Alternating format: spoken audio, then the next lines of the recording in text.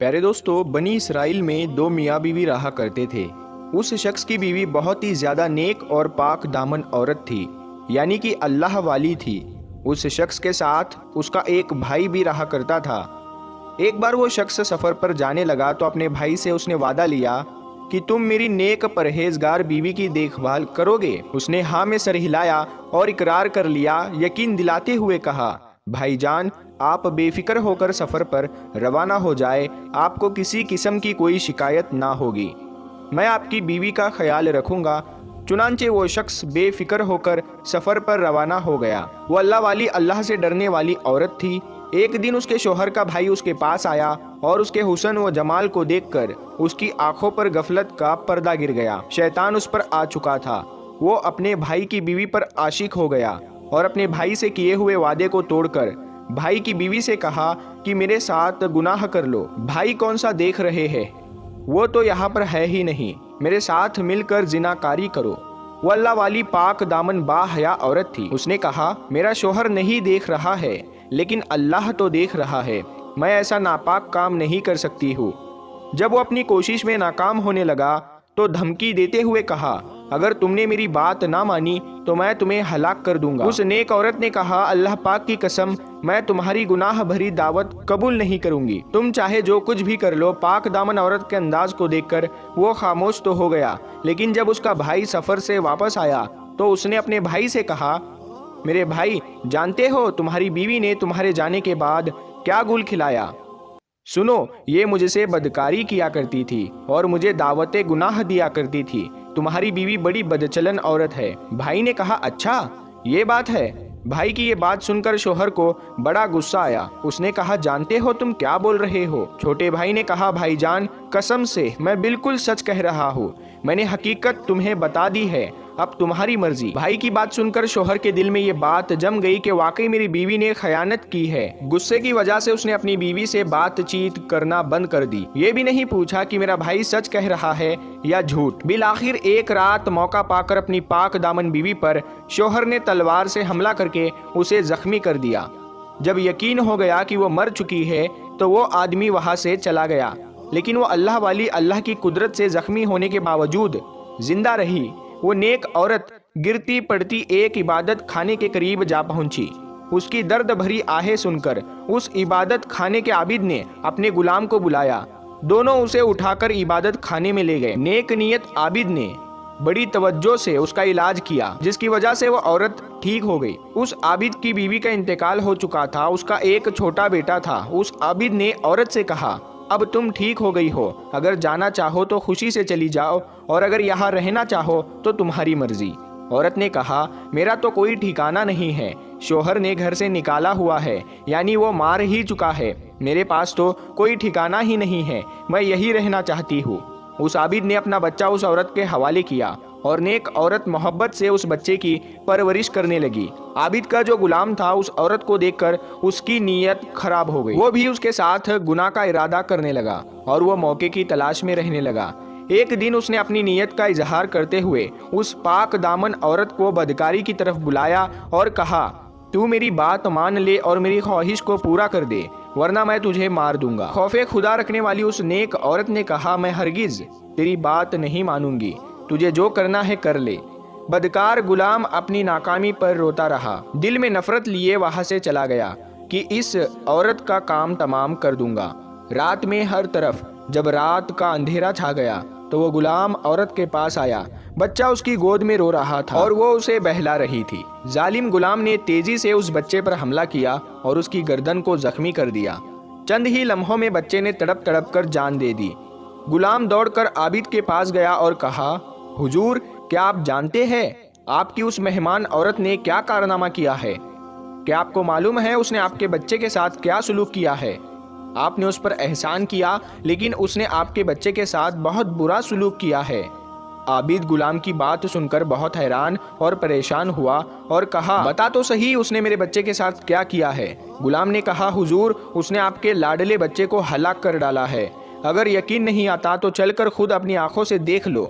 वो आबिद दौड़ता हुआ वहां पहुंचा तो देखा वाकई बच्चा जिंदा नहीं है और उसका जिस्म खून में लथपथ है। उसने उस औरत से कहा कि मेरे बच्चे का तुमने ये क्या कर दिया? اس نے کہا میں نے اس کے ساتھ کچھ نہیں کیا بلکہ آپ کے اس غلام نے مجھے گناہ کی دعوت دی۔ جب میں نے انکار کیا تو اس نے بچے کو قتل کر دیا۔ میں اس معاملے میں بالکل بے قصور ہوں، مجھ پر یہ الزام لگا رہا ہے۔ اس عابد نے کہا اے اللہ کی بندی، تو نے اپنے معاملے میں مجھے شک میں مبتلا کر دیا ہے۔ میں نہیں چاہتا کہ اب تو میرے ساتھ رہے۔ یہ 50 دینار لے اور یہاں سے چلی جا، یہ دینار تیری ضرورت میں کام آئیں گے۔ اس عورت نے 50 دینار لیے اور اللہ کی رحمت سے امید لگائے اندیکھی منزل کی طرف چل دی۔ ایک بستی کے قریب سے گزری تو دیکھا مجمع لگا ہوا ہے، یعنی لوگوں کی بھیڑ ہے، اور ایک شخص کو پھانسی دینے کے لیے لایا جا رہا ہے۔ بستی کا سردار بھی وہیں پر موجود تھا۔ وہ نیک عورت سردار کے پاس آئی اور کہا کیا ایسا ہو سکتا ہے کہ تم مجھ سے 50 دینار لے لو اور اس شخص کو آزاد کر دو؟ سردار نے کہا وہ کیوں؟ اس نے کہا بس یوں ہی۔ بستی کے سردار نے کہا لاؤ رقم میرے حوالے کرو۔ عورت نے وہ 50 دینار اس بستی کے سردار کو دے دیے۔ بستی کے سردار نے قیدی کو رہا کر دیا۔ وہ قیدی اس پاک دامن عورت کے پاس آیا اور کہا میری جان بچا کر تو نے احسان کیا ہے، آج تک کسی نے ایسا احسان نہیں کیا۔ اب میں تیری خدمت کروں گا یہاں تک کہ موت ہمارے درمیان جدائی کر دے۔ چنانچہ وہ شخص اس عورت کو لے کر سمندر پر پہنچا۔ کشتی چلنے کو تیار تھی۔ وہ دونوں کشتی میں سوار ہو گئے۔ عورت بے حد حسین تھی۔ اس کا حسن و جمال دیکھ کر سارے مسافر حیران رہ گئے۔ وہ عورتوں والے حصے میں آ کر بیٹھ گئی۔ لوگوں نے قیدی سے کہا یہ حسین و جمیل عورت کون ہے؟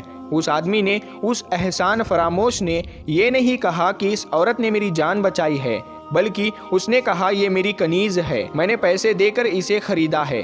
کشتی میں موجود ایک شخص جو اس عورت کے حسن میں گرفتار ہو چکا تھا، اس نے کہا کیا تم اپنی کنیز کو فروخت کرو گے؟ اس نے کہا میں اسے بیچنا نہیں چاہتا کیونکہ یہ مجھ سے بہت زیادہ محبت کرتی ہے۔ جب اسے معلوم ہوگا کہ میں نے اسے بیچ دیا ہے تو اسے میری طرف سے بہت تکلیف پہنچے گی۔ اس نے مجھ سے وعدہ لیا ہے کہ میں اسے نہیں بیچوں گا۔ مسافر نے کہا تو مجھ سے منہ مانگی رقم لے لے اور خاموشی سے چلا جا، تجھے کیا ضرورت ہے کہ تو اسے بچائے؟ لالچی اور احسان فراموش دھوکے باز قیدی نے مال کے بوال میں پھنس کر مسافر سے بہت سارا مال لے لیا اور کشتی سے خاموشی سے اتر گیا۔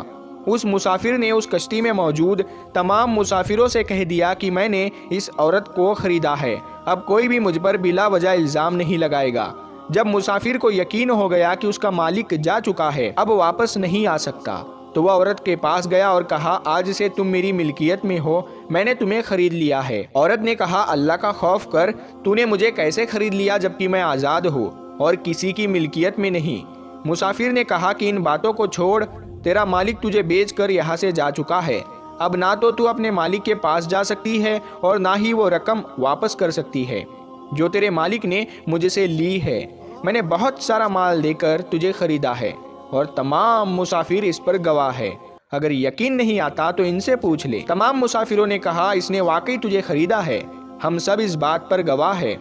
پاک دامن عورت نے کہا تمہارا بیڑا غرق ہو، اللہ پاک سے ڈرو، اللہ کی قسم میں آزاد ہوں، آج تک کبھی کوئی میرا مالک نہیں بنا، میں کسی کی کنیز نہیں جو کوئی مجھے بیچے گا، اس معاملے میں اللہ سے ڈرو۔ لوگوں نے اس مسافر سے کہا یہ اس طرح باز نہیں آئے گی، اس کے ساتھ جو سلوک کرنا ہے کر ڈال، خود ہی مان جائے گی۔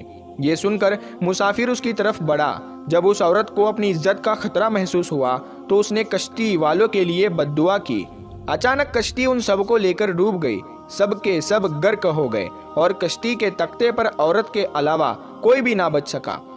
اس ملک کا بادشاہ اپنے لوگوں کے ساتھ ساحل سمندر پر آیا ہوا تھا۔ تمام لوگ خوشیاں منا رہے تھے۔ جب بادشاہ نے کشتی کو ڈوبتے ہوئے دیکھا تو فوراً تعینات سپاہیوں کو حکم دیا کہ جلدی سے کشتی والوں کی مدد کو پہنچو۔ سپاہی گئے تو انہیں اس نیک عورت کے علاوہ کوئی اور زندہ نہ ملا۔ وہ اسے لے کر بادشاہ کے پاس آئے۔ بادشاہ نے ساری بات سن کر اسے نکاح کا پیغام دیا، لیکن اس نے یہ کہہ کر انکار کر دیا کہ بادشاہ حضور، میرا قصہ بڑا ہی عجیب و غریب ہے، میرے لیے نکاح کرنا جائز نہیں کیونکہ میرے شوہر نے مجھے طلاق نہیں دی ہے۔ بادشاہ نے جب یہ سنا تو اس کے لیے الگ مکان بنوا دیا اور وہ اس میں رہنے لگی۔ دن گزرتے گئے، وقت کی گاڑی تیزی سے چلتی رہی۔ بادشاہ کو جب بھی کوئی اہم معاملہ پیش آتا تو وہ اس اللہ والی عورت کے مشورے سے کام کرتا۔ اللہ پاک نے اس کے مشوروں میں ایسی برکت دی کہ ان پر عمل کر کے بادشاہ کو ہمیشہ کامیابی ہوتی۔ اب بادشاہ کے نزدیک وہ پاک دامن عورت بہت ہی زیادہ عظیم ہو چکی تھی۔ جب بادشاہ کی موت کا وقت قریب آیا تو اس نے اپنے وزیروں درباریوں کو جمع کر کے کہا، اے لوگو، تم نے مجھے کیسا پایا؟ میں چاہتا ہوں اپنے بعد اس نیک عورت کو تم پر ملکہ مقرر کر دوں۔ بادشاہ کے حکم پر لبیک کہتے ہوئے سب نے کہا، بادشاہ سلامت، جیسا آپ چاہتے ہیں انشاءاللہ ایسا ہی ہوگا۔ چنانچہ بادشاہ نے اس پاک دامن عورت کے حوالے پورے ملک کی سلطنت کر دی اور بادشاہ کا انتقال ہو گیا۔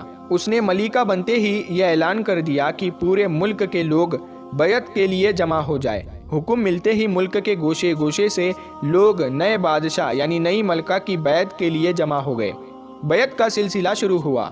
جب اس کے شوہر اور اس کا بھائی سامنے آئے تو حکم دیا کہ ان دونوں کو الگ کھڑا کر دیا جائے۔ پھر وہ شخص آیا جسے پھانسی دی جا رہی تھی اور جس نے اس نیک عورت کو بیچ دیا تھا۔ ملکہ نے حکم دیا کہ اسے بھی ان دونوں سے الگ کھڑا کر دو۔ پھر نیک سیرت عابد اور اس کا بد کردار غلام آئے تو انہیں بھی لوگوں سے الگ کر دیا گیا۔ جب تمام لوگ اس کے بیعت لے چکے تو ملکہ نے ان پانچوں کو اپنے پاس بلایا اور اپنے شوہر سے کہا، کیا تم مجھے پہچانتے ہو؟ اس کے شوہر نے کہا، آپ ہماری ملکہ ہو۔ پاک دامن عورت نے کہا، میں تمہاری بیوی ہوں۔ سنو، تمہارے بد کردار بھائی نے میرے ساتھ کیسا برا سلوک کیا۔ یہ کہہ کر اس نے سارا واقعہ سنا دیا۔ میں آج بھی پاک دامن اور محفوظ ہوں۔ اب بتاؤ تمہارے اس بد کردار بھائی کے ساتھ کیا کیا جائے؟ اس کے شوہر نے کہا، اسے پھانسی دے دو، میرے سامنے پھانسی دو۔ اس کے کہنے پر اسے پھانسی کا حکم دیا گیا۔